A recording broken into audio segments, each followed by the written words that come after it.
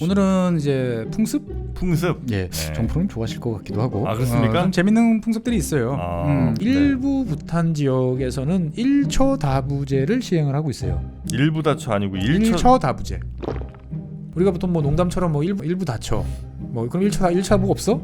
뭐 그러는데 있어요. 주로 이제 히말라야 산맥의 이 소수 민족들, 소수 네. 부족들 사이에 있어요. 다 자식들한테 다 나눠주면 나눠야 되니까 점점 쪼개야 되니까 점점 쪼개면은 이게 이제 의미가 없어져 버리는 거예요. 그냥 텃밭 뜨는 거. 그냥 계속 우린 다 한 가족 계속 이렇게 그대로 내려갈 수 있도록 하는 어떤 그러한 방안으로서 네. 이제 토지 분할 방지가 제일 유력하게 꼽혀요. 그 이유가 뭐냐? 네네. 최준영 박사의 지구본 연구소 부탄 두 번째 이야기 시작하겠습니다. 반갑습니다, 정프로고요. 네, 최준영입니다. 네, 자 오늘 부탄이라는 작고 아주 행복한 나라 두 번째 얘기를 좀 해볼 텐데 오늘은 주로 어떤 얘기를 해주시나요? 오늘은 이제 풍습? 예, 네. 정프로님 좋아하실 것 같기도 하고. 아, 그렇습니까? 좀 재밌는 풍습들이 있어요. 그래서 거기에 부탄. 대해서 이제 몇 가지 이야기를 해보겠습니다. 네. 일단 뭐 점심 시간도 다 돼가니 먹는 이야기부터 네네네네. 해볼까요? 이 부탄 분들 뭐 드시나? 부탄. 궁금하시죠? 난 같은 거 드실 것 같은데. 난인데 난에 아니에요. 난 종류 카레. 드시는 분도 있는데 카레 종류는 좀 드시는 것 같고 네. 쌀 먹어요. 쌀밥.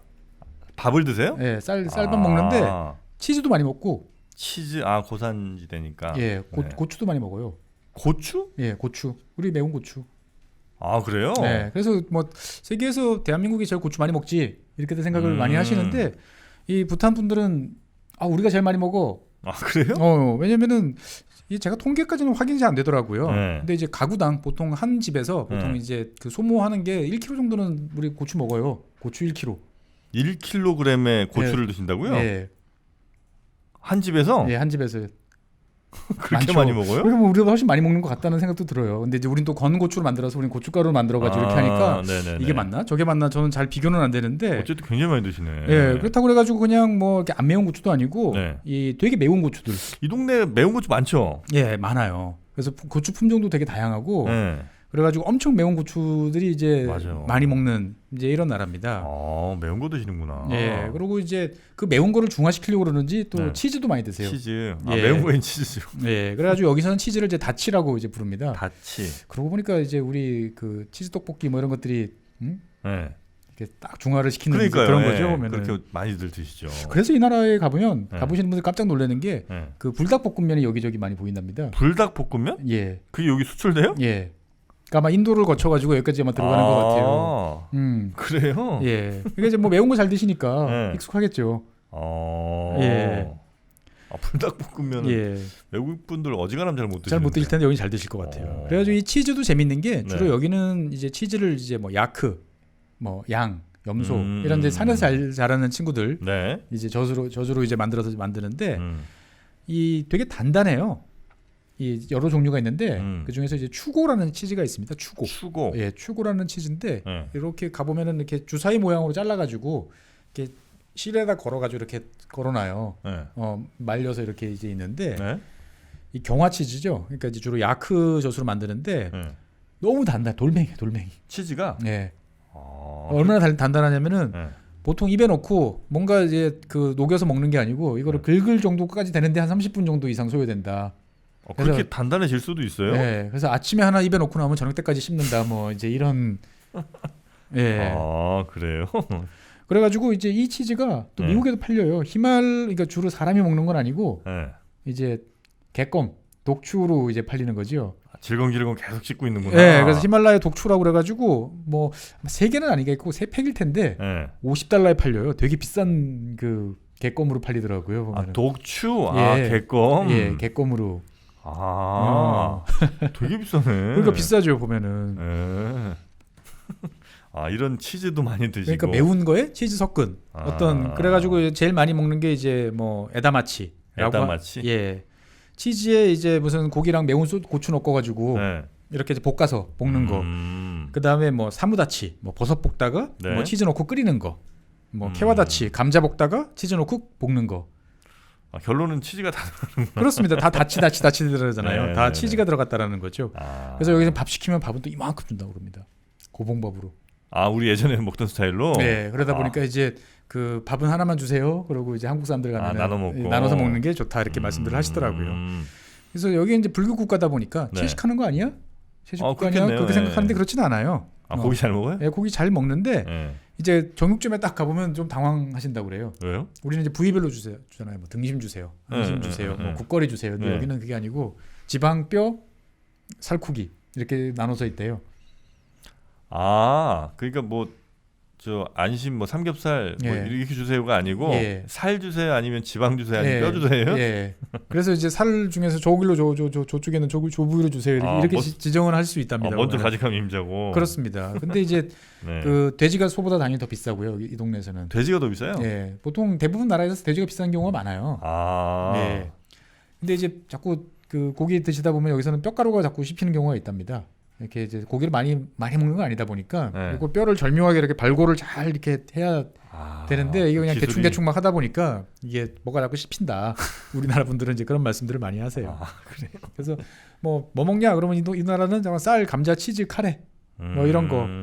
그다음에 이제 수자라고 그래가지고 이제 버터차. 버터차? 예, 춥고 뭐 이런 데니까 버터를 가지고 차 끓이는 거예요. 예, 여기다가 설탕 듬뿍 넣어가지고 아주 달달한 기름진 차. 네네. 예, 그래서 보통 집에서 먹는 거는 이제 야채 카레 종류에다가 뭐 이자이라고 하는 이제 칠리 소스, 매운 소스들을 좀 섞어가지고 밥이랑 같이 이제 이렇게 먹는 게 일반적이다. 그래서 뭐 우리나라 분들을 가시면 뭐 잘 맞아요 하시는 분들도 꽤 계시고, 그래요? 예, 뭐 매콤하니까 일단 칼칼하고. 네. 너무 매우면 치즈 뿌려 먹으면 되고. 그렇죠. 네. 예. 가끔 보면 치즈가 그 고유 우리나라 토독 식품인가 이런 생각도 들어요. 우리나라 그렇죠. 무슨 뭐 특히 슬라이스 치즈. 네, 뭐 닭갈비집 가도 뭐 주고 뭐 부대찌개도 넣고 뭐 다 넣죠. 네. 그럼 여기는 그러면 밥은 그렇게 먹고, 뭐 주로 옷은 전통 의상이 있던가요? 그렇습니다. 여기는 전통 의상을 의무적으로 입어야 돼요. 아, 전통 의상만? 예. 그러니까 이제 모든 사람한테 국민한테 다 적용되는 건 아니고 일단 공무원, 그다음에 이제 공공기관, 우리 따지면 뭐 공사, 뭐 이제 이런 데 있는 분들, 그다음에 학생, 이런 사람들은 일단은 의무적으로 다 이제 전통복을 입어야 되고 나머지 국민들도 대부분 다 전통복을 입고 생활을 하세요. 그래서 1989년서부터 아예 의무화 됐어요. 아까 말씀드렸던 그런 직종, 이런 데서는. 그래서 이제 그 옷을 보면 이제 옷 색깔을 보면 신분을 알 수 있어요. 아, 그래요? 네, 그래가지고 이제 신분이 좀 있군요. 여기는. 예, 그래서 빨간색, 노란색은 이제 왕족과 그다음에 이제 승려, 스님들 색깔이고 오렌지색 이런 것들은 이제 고위 관료. 그다음에 녹색은 이제 사법부, 뭐 판사, 재판 뭐 이런 거 하는 사람들이고. 그럼 일반 국민들은 뭐 입어요? 흰색. 백예민족이 여기도. 그래서 남자 옷은 이제 고라고 부릅니다. 고. 예, GHO라고 쓰는데 고. 고인데 우리나라 두루마기랑 약간 비슷하다고 그래야 되나? 아, 그 위아래 그냥 크게 한 벌로 이렇게. 예. 그래가지고 이제 그 티벳에 보면 추바라고 있어요. 그런 옷, 그러니까 보통 추운 고온지대에 있는 고산지대에 있는 사람들이 입는 옷이다라고 보시면 돼요. 근데 길이는 한 무릎까지니까 조금 더 긴 편인데 이제 보통 보면은 이제 줄무늬 또는 격자무늬 남자 옷이니까 이제 이런 식으로 돼 있는데 색상은 뭐 자기가 입고 싶은 대로 마음대로 아까 말한 이제 그 색깔 빼고 자유롭게 쓸 수 있는데 꽃무늬는 안 된답니다. 남자 옷은. 왜 꽃이 왜? 그거는 이제 그냥 금기시된대요. 남자 옷에는. 예. 그래서 이제 허리띠는 이제 케라라고 그래가지고 허리띠가 이렇게 천으로 된 걸 이렇게 묶는데 이게 두루마기처럼 돼 있고 여기 이제 그 허리띠를 이렇게 두르니까 이 위에가 이렇게 벙벙 뜨잖아요. 그래서 이 안이 그냥 온데가 다 주머니예요. 보면은 다 그냥 여다가 주머니가 많아요. 주머니가 크죠. 이제 두루마기 이렇게 입었는데 여기 이렇게 딱 앞에 딱 여몄는데 여기 이제 벨트를 딱 차고 나면은 이 위에가 이제 뭐 막 집어넣을 수 있는 공간들이 있는 거예요. 보면은. 그러니까 주머니 이렇게 제대로 이렇게 만든 건 아니고 그냥 여기가 다 주머니가 되는 위쪽 거구나. 절반에 막 쑤셔놓고 다닌다 이거죠. 그래서 이제 자기들 말로는 이제 세계에서 가장 큰 주머니를 입고 다니는다. 뭐 이제 이렇게들 하는데 이제 스카프가 또 이 나라도 중요합니다. 스카프? 예, 스카프.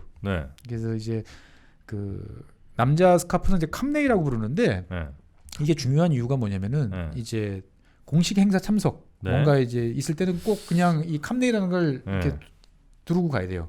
그 다음에 이제 부탄 국기가 있는 곳, 우리로 따지면 뭐 주민센터, 뭔가 관공서 이런 데 갈 때는 꼭 그 남자들은 캄네이라고 하는 이런 것들을 출입을 할 때 스카프를 필수예요? 꼭 필수예요 보면은. 그리고 이제 겨울이 오기 전까지는 이 다리를 가리면 안 돼요.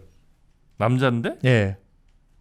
그래요? 네. 그래서 이제 겨울철에는 물론 이제 추우니까 네. 안에다 뭐 스타킹 같은 거, 그다음에 이제 뭐 청바지나 운동복 같은 거 입기도 하는데, 예. 또 신발은 그냥 구두 신고 이제 보통 그렇게 다닙니다 보면은. 네네네. 그래도 여성 옷은 이제 키라라고 그러는데 키라. 네네. 예, 여성용 의상 되게 좀 그 원피스 형태로 돼 있는 거는 풀 키라라고 그래가지고 이제 한 벌이고 보통 이제 치마처럼 이제 밑에만 이제 입는 키라가 많이들 입으시는데 이 길이가 보면 재밌어요. 이 부탄 패션쇼 가끔 이제 찾아보니까 있었는데 시대상으로 비교해 준 1930년대부터 이 보면은 치마 길이가 짧아졌다가 늘어났다. 물론 이제 아주 뭐 우리처럼 미니스커트 이런 건 아니고 길긴 하지만 거기서도 그래 나름대로 이렇게 길고 짧고가 계속 왔다 갔다 해요 보면은. 그래서 여성들도 이제 그 밑에 그러면은 이제 치마가 이제 키라라고 그러면은 위에는 뭐 입냐? 그러면 이제 온주라고 그래가지고 블라우스 형태 같은 게 있고 그 위에 태고라고 하는 자켓을 이제 입는데 한복 약간 비슷하네 진짜. 예, 비슷한 느낌이 들죠. 약간 개량 한복 뭐 비슷한 느낌도 좀 들고. 예. 그래가지고 이 온주라는 블라우스는 뭐 입어도 되고 안 입어도 되는데 남성들처럼 아까처럼 이제 공식적인 자리, 관공서 갈 때는 꼭 입어야 되는. 예, 그러니까 옷에 대한 예법들이 이제 있어요.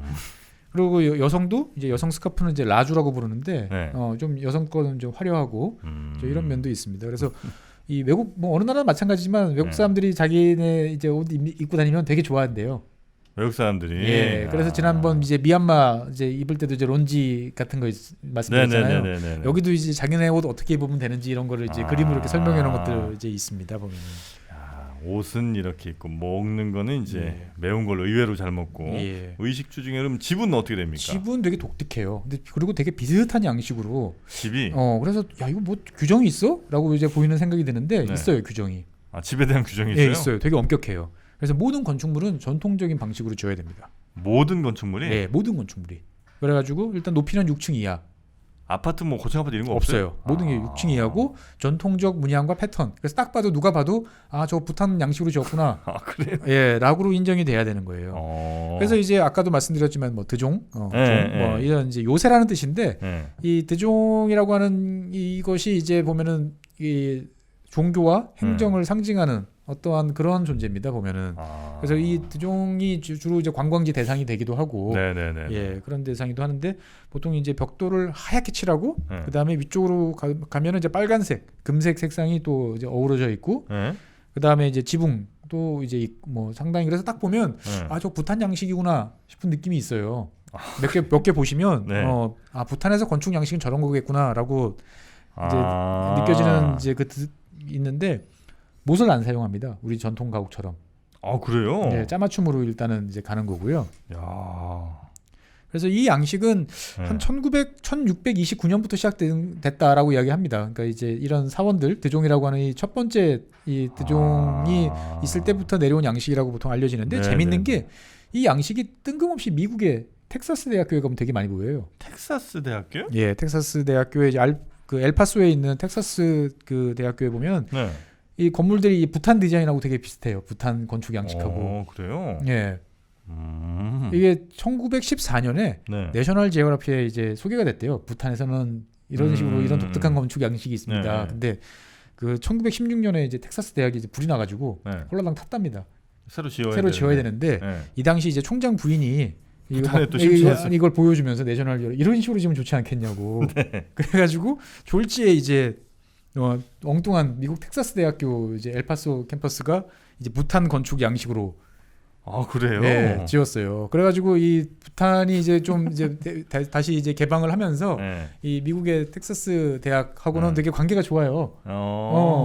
사원도 이렇게 텍사스 대학 안에 하나 지어주고 되게 독특하죠 보면은. 여러분이 혹시 인터넷에서 보셨을 수도 있고요. 그 절벽 같은데 아슬아슬하게 흰색 벽에 위에 빨간 지붕에 멋진 성처럼 지어 있는데 거기가 이제 대체로 보니까 부탄 스타일인 것 같아요. 되게 딱 보면 몇 개 보시면 찾아보시면 감이 좀 오실 수 있습니다. 이거 이제 부탄 스타일 이렇게 딱 아시는 것 같고요. 그 다음에 이제 뭐 의식주 다 했으니까 이제 그 다음 이제 사람들 사는 이야기 좀 잠깐 해보면 이제 결혼.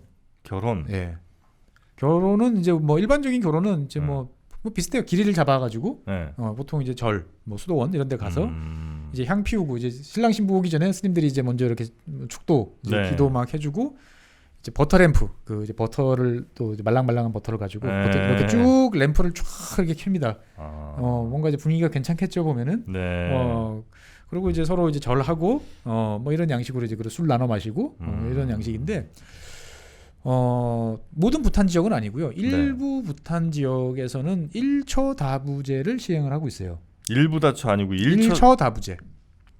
아내 한 분의 네. 여러 명의 남자가 1처 다부제를 이제 시행을 하고 있어요. 그래서 이거는 우리가 보통 뭐 농담처럼 뭐 일부 다처 뭐 그럼 1차 다부가 없어? 뭐 그러는데 있어요. 주로 이제 히말라야 산맥의 이 소수 민족들, 소수 부족들 사이에 있어요. 그래서 이제 티베트, 그 다음에 네팔, 부탄 이런 쪽에서 일부 이제 남아 있는 거죠. 그러면 이 애는 공동으로 같이 그렇죠. 자식으로 인정. 그러니까 보통은 보면 형제들의 시집을 가요. 그래서 처음에 이제 큰 형한테 시집을 갔다가 형제들의 그다음에 동생이랑 결혼하고 그래서 둘 또는 셋 이렇게 이제 같이 결혼하는 거죠. 아 그래요? 물론 아닌 경우도 있어요. 완전 다른 사람으로 이제 하는 경우도 네, 있지만 네. 보통 형제랑 이제 결혼을 하는 이제 경우도 많은데 왜 그렇게 됐을까? 왜 그렇게 됐냐면은 이게 이제 산이다 보니까 뭐 농지나 뭐가 땅이 좁잖아요. 근데 이게 이제 다 1처 1부제를 하면 어떻게 돼요? 다 자식들한테 다 나눠야 되니까 점점 쪼개야 되니까 점점 쪼개면은 이게 이제 의미가 없어져 버리는 거예요. 그냥 텃밭되는 거. 그냥 계속 우린 다 한 가족 계속 이렇게 그대로 내려갈 수 있도록 하는 어떤 그러한 방안으로서 이제 토지 분할 방지가 제일 유력하게 꼽혀요. 그 이유가 뭐냐. 그래가지고 이제 1처 다부제를 하다 보니까 그러면 이제 보통 이런 경우에 보면은 남편들 간의 역할 분담이 돼요. 한 사람은 주로 저 유목 쪽으로 갔다 하고 한 사람은 주로 농사 짓거나 아니면 그래요? 뭐 어떤 다른 이 사람이 주로 이제 집에서 농사를 짓고 저쪽이 이제 유목을 한다든지 뭐 이런 식으로 이제 서로 역할을 이제 나누는데 최근에 많이 사라지고 있어요. 아무래도 사라지는데 가장 결정적인 이유가 뭐냐면 이 지역이 이제 경제력이 좋아지고 있어서 그렇습니다. 굳이 이 땅덩어리 하나만 우리가 매일 필요는 없는 상황이 되는구나. 근데 이제 그 척박한 땅에 땅덩어리 경제력이 좋아질 게 사실 별로 없어 보이는데. 뭘로 좋아져요, 진짜? 동충하초. 동충하초? 네, 동충하초. 그게 우리나라 말고 이런 데도 키워요? 이 히말라야 동충하초 모르세요? 제일 유명합니다. 히말라야 동충하초가 정말 금이 뭐야? 금보다 훨씬 비싸죠. 동충하초가? 동충하초 아시죠? 이 겨울에는 곤충이고 여름에는 약초다. 실제로 보면은 이제 그 유충들이 이제 땅 속에 이렇게 있는데 여기 이제 그 뭐 곰팡이균이죠. 얘네들이 이제 먹고 들어가는 거죠. 유충을. 그래가지고 이제 다 안에 파먹고 있다가 이제 봄이 되면서 이게 쭉 이제 성장을 하는 거죠. 그래가지고 이제 이게 수입이 잘 되는구나. 이게 그 동충하초는 이제 자연에서 이제 채취를 이제 주 하는데 그 제일 유명한 게 이제 이 히말라야에서 나는 박쥐나방 동충하초가 제일 유명합니다. 박쥐나방 동충하초. 그러니까 이제 어느 이제 유충이냐에 따라서 또 그리고 어느 지역에 있느냐에 따라서 이게 다 달라요. 그 나방의 애벌레. 나방 애벌레가 땅속에서 월동을 하다가 이제 균에 감염이 되는 거죠. 그러다가 이제 5월달, 6월달처럼 이제 버섯처럼 이렇게 쭉 올라와요 보면은. 그럼 그거를 이렇게 따서 오는 건데 이게 위에가 이제 포자가 딱 벌어지면 값이 확 떨어져요. 우리도 이제 그 송이버섯도 이제 벌어지기 전에 게 비싸잖아요. 그것처럼 이것도 이제 이렇게 있을 때 다물어진 상태가 이제 비싼데 저도 뭐 비싸서 뭐 먹어보진 못했습니다. 드신 분 말씀 들어보면 좀 시고 달고 약간 텁텁하고 맵기도 하고 뭐 그런 맛이라고 그래요 보면은. 근데 이게 묘한 맛이 나는군요. 동충하초가 효력이 있느냐 의학적으로 뭐 이런 논란이 좀 있는데 이 말씀드렸던 박쥐나방 동충하초에 대해서는 뭐 다수가 인정해요? 세계적으로 공인이 된 것 같아요. 그래요? 그래가지고 뭐 기침, 뭐 기관지염, 호흡기 장애, 뭐 신장 장애, 뭐 콜레스테롤, 간 뭐 이런 데 다 좋다. 이렇게 이야기를 합니다 보면은. 그래서 뭐 히말라야 뭐 비아그라 뭐 이렇게 이야기하시는 분도 계시고. 그래요? 근데 이게 부탄에서는 이 2004년까지 2003년까지 이게 이제 금지가 됐었어요. 이거 재배라고 해야 되나? 이거를 이제 채취하는 거를. 그래요? 왜냐하면 너무 많은 사람들이 몰려가서 이걸 하면 이게 네팔에서는 이게 완전 로또예요. 그러니까 이제 이 시즌이 되면 막 사람들이 정말 미친 사람 같아. 멀리서 찍어놓은 거 막 새카맣게 몰려서 사람들이 막 산으로 뛰어 올라갑니다. 보면은. 아 이거 찾겠다고? 찾겠다고. 이게 왜냐면은 엄청 비싸요. 그러니까 아까 말씀드렸던 이제 포자가 퍼지기 전에 이거 같은 경우는 이제 1kg에 2017년 중국에서 거래된 가격인데 1kg에 14만 달러. 14만 달러? 예. 한 1억 한 6, 7천. 그렇습니다. 와, 1kg에. 예. 그러니까 이건 물론 최상품이었겠죠. 이제 보면은. 예. 그러니까 이제 이거를 하다 보니까 사람들이 이제 돈을 이제 벌기가 쉬워지는 거죠. 보면은. 예. 그래가지고 부탄은 되게 엄격하게 관리를 합니다. 그래가지고 이제 원래부터 그 고지에 살던 분들한테만 허가권을 줘요. 그리고 1년에 딱 기간을 정했어요. 5월 둘째 주부터 6월 셋째 주까지 한 달 정도죠. 한 달 정도만 가는데 그러면 집에 있는 모든 사람이 다 올라가서도 하면 안 돼요. 네. 한 집에 최대 3명까지만. 예. 그리고 만 12세 미만이 올라가는 것도 금지. 금지. 넌 학교가 공부해야지. 이렇게 되는 거죠. 근데 뭐 이렇게 해서 이제 이걸 채취를 하면 비싼 돈으로 팔리니까 유목민들 입장에서 봤을 때는 큰 돈이 되는 거죠. 그러면 이제 더 이상 이제 1초 다부 할 필요 없이 이제 쉐어하지 않고 나 따로 할래. 이제 이런 식으로 이제 가는 거죠. 그래서 이제 이 유목민들이 원래 그 고산지대 사는 분들이 되게 좀 아무리 못 살았겠죠. 못 살았는데 이렇게 이제 소득이 높아지니까 이제 밑에 이분들 입장에서 보면 저지대죠. 네. 도시 근처에 이제 투자를 합니다. 부동산 투자예요? 예, 부동산 투자예요. 그래서 집 건설을 집 짓고 빌려주고, 그다음에 자녀도 이제 거기에 보내가지고 이제 제대로 학교 보내고, 이제 이런 식으로 이제 가는 거죠. 그래서 뭐 이게 아마 부탄 정부가 뭐 운영하는 것 같은데 이 부탄 내추럴이라고 사이트가 있어요. 거기 가서 보면은 이제 공인된 이 저기 동충하초 뭐 여러 가지 제재라든지 이런 것도 판매를 해요 보면은. 근데 이제 코로나19 때문에 이제 지금 요즘에는 제대로 안 팔려가지고 사람들이 가서 이렇게 뭐 거래도 하고 그래야 되는데 이게 안 되니까 되게 좀 고민을 많이들 하는데 1년에 자관 뭐 생산한 양 대부분은 이제 중국으로 이제 많이 수출이 되는 거죠. 중국으로 많이 수출이 되고 근데 이게 문제가 뭐냐면은 점점 이게 겨울철에 이 영구 동토층 이게 여름이 돼도 안 녹는 저 밑이 안 녹아야 되는데 밑에 좀 차야 이게 되는데 자꾸 따뜻해지면서 이게 이제 자꾸 이제 위로 올라가는 이제 그러니까 점점 좁아지는 거죠. 그 다음에 이제 눈이 좀 쌓여 있다가 천천히 녹아야 되는데 너무 빨리 이제 눈이 녹으면서 햇빛에 노출되니까 이게 예전에 잘 동충하초가 많이 있던 곳이 점점 없어진대요. 그러다 보니까 이제 고민을 이제 하고 있는 거죠 보면. 이 동충하초가 이 부탄에서 또 생산되는군요. 부탄, 네팔 뭐 이런 곳에 많이 있습니다.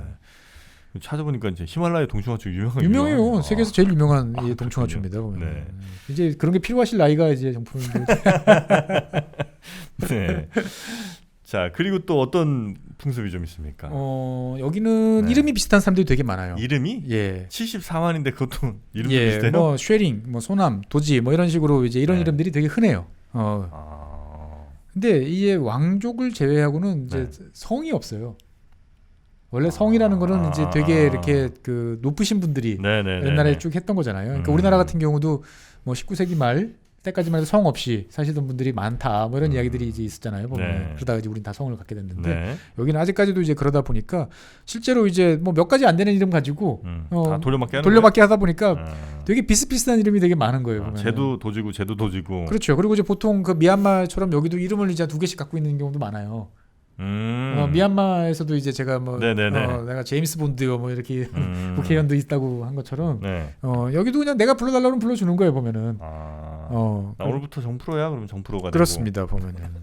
그 다음에 이제 이 지역 그 사진으로 이제 부탄 찾아보시면 많이 나오는 깃발이에요, 깃발. 예, 우리 이제 보통 티벳 뭐 이런 데 가시면 이렇게 그 높은데 네팔도 그렇고 이렇게 줄에다가 막 흰색, 빨간색 이렇게 걸어가지고 이렇게 돌무더기 위에 이렇게 있는 경우 되게 많은데 이 부탄은 깃발이 또 되게 많아요. 그 드하라고 해야 되나요? 하라고 해야 되나요? 근데 이 뭐 이제 길조와 신성한 상징, 뭐 만트라 뭐 이런 걸 상징하는 의미로 해가지고 5가지 색깔의 깃발들을 많이 사용합니다. 그래서 뭐 백색은 뭐 행운과 행운. 뭐 파란색은 뭐 건강과 장수, 뭐 노란색은 뭐 장애물을 극복한다, 뭐 이런 의미고, 뭐 녹색은 뭐 연민, 빨간색은 소원을 들어줍니다, 뭐 이런 식으로 해가지고 이렇게 이제 깃발을 이제 쓰는데 우리가 뭐 아까 말씀드린 것처럼 네팔이나 티벳에 보는 것처럼 이렇게 줄에다 걸어가지고 있는 깃발들은 되게 많아요, 곳곳에. 이런 깃발들도 있고 그다음에 이제 부탄 다른 나라보다 부탄에만 좀 특이한 거는 이렇게 깃발에다가 딱 수직 깃발에다가 이렇게 길게 깃발을 이제 세로로 하얀색 깃발을 꽂아놓는 경우들이 많습니다. 네, 다 이름들이 달라요. 이름들이 이제 조금씩 다른데 이게 이제 뭐 어떨 때는 주로 종교적 의미가 있는 경우도 있고 어떤 경우에는 여기가 되게 중요한 건물이다라는 것도 알려진 경우도 있고 해가지고 뭔가 이제 이 깃발과 관련되는 그런 것들이 상당히 이제 많고 새해 축제 같은 경우는 새해 여기는 음력을 세니까 한 번만 해야 될 것 같은데 새해 축제를 놀고 싶어서 그러신지 여러 번 지냅니다. 새해 축제를요? 예. 새해라는 게 한 번씩 한 번씩인데 이제 뭐 부족마다 우리는 새해를 언제부터 뭐 이런 식으로 해가지고 뭐 어떤 축제는 뭐 12월 1일, 어떤 축제는 뭐 2월 달, 어떤 경우는 음력 11월 며칠 여러 번 있어요. 그래서 축제들이 여러 번 있고 이 사람들이 이제 축제를 하면 뭐 하고 노냐 그러면 이 사람들이 제일 좋아하는 건 활쏘기예요. 활을 쏴요? 네, 활 쏘는 게 국민 스포츠예요. 그래가지고 이분들 활 쏘는 거 보면 되게 재밌어요. 그러니까 이제 우리 양궁하고 좀 다른 활인데 그렇다고 우리 전통적인 국궁하고도 좀 다른 활을 써요. 어떻게 보면 컴파운드 이런 활을 쓰는 것 같기도 하는데 자관 전통활 뭐 이렇게 좀 여러 가지 이제 활을 쓰는데 거리가 되게 멉니다. 딱 동네 룰이 있어요. 130m. 130m를 날아가요? 예, 130m. 130m 표적이 130m 뒤에 있다고요? 예, 130m 떨어졌는데 표적 사이즈는 이렇게 나무판에 붙여놨는데 작아요 생각보다. 가로 91cm에 세로 한 28? 가로가 28, 세로 28. 그렇죠. 그걸 맞춰야 돼요? 네, 거기 맞춰야 돼요. 130m 뒤에 있는? 네, 130m에 있는. 그 맞춰요 사람들이? 맞춰요. 그래가지고 이제 이 혼자서 게임하는 게 아니고 팀 경기예요. 이제 한 팀이 한 13명. 그래가지고 이제 한 사람이 두 발씩 쏘나 뭐 이제 이렇게 이제 쏴요. 그래가지고 동네 대항 뭐 이렇게 되나? 그렇습니다. 뭐 친구들끼리 이제 뭐 돌목 대항 뭐 이런 식으로 하는 거죠. 그래서 이제 25점을 먼저 내면 이제 이기는데 이게 이제 뭐 상대방보다 더 가까이 쏘면 뭐 취소가 되기도 하고 상대방 점수를 0으로 만들 수도 있고. 룰이 또 룰이 복잡해요 보면은. 그러니까 이제 관광객들이 가서 이렇게 보면 왜 좋아하지? 막 이제 헷갈려 한대요 보면은. 근데 재밌는 건 또 여성분들이 이 치어리더를 해요. 이 동네에서. 네네네. 이제 뭐 우리 편 잘해라 이게 아니고 상대편 쏘는데 앞에 가가지고 아까 말씀드렸던 스카프 이런 걸로 막 흔들면서 이제 방향 우리 이제 농구에서 프리드로 던질 때 뒤에서 막 흔들잖아요. 재밌겠네. 그러니까요. 막 그래가지고 막 그 이런저런 농담도 막 하고 짓궂게 막 하면서 동네 축제예요 보면은. 그래서 우리나라 이 부탄 양궁 국가대표 그 감독을 우리나라 분이 아마 하고 계실 거예요. 그래요? 네. 양궁은 또 우리나라 최고니까. 최고니까요. 근데 이제 그 여기가 아직 메달 그 올림픽에 출전은 하는 것 같은데 아직 메달은 이제 못 딴 것 같아요. 아마 부탄이 올림픽에서 메달을 따면 아마 양궁이겠죠 보면은. 네네네. 예. 그래서 축구는 여기가 반대로 또 세계 최하위. 근데 좋아해요.